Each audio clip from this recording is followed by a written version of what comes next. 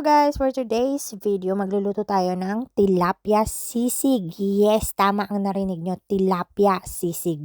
Ngayon ko lang to itatry. So, baka naman 'di ba masarap. So, itry na natin. So, ihiwain natin yung tilapia ng ganyan.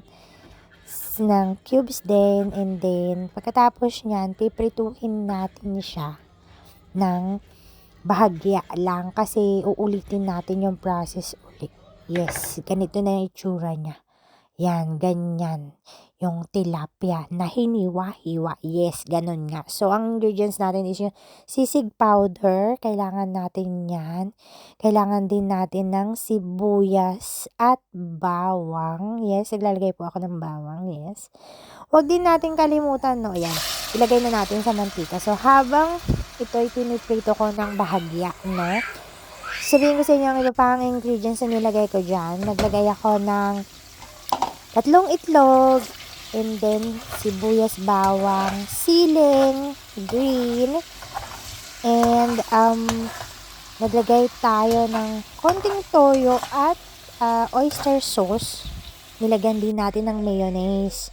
Huwag din natin kalimutan lagyan ng kaunting lasa like magic sarap or ginisa mix. Yes. So, ito na siya. The next step. Yes. So, nilagay na natin yung bawang. Yes. And the next step, yan, isagsa natin ng kaunti. Habang, sundan nyo na lang ang video, no? Hindi naman ito masyadong mahirap. Nagay din tayo ng ground black pepper. Yes po. Yan. Nilalagay ko na ang sibuyas. So, guys, ito na nga, no? So, kung nagustuhan nyo ang ating pagluluto for today's video, don't forget to like, share, react, and comment, guys. Yes. Sana i-try nyo. Masarap siya.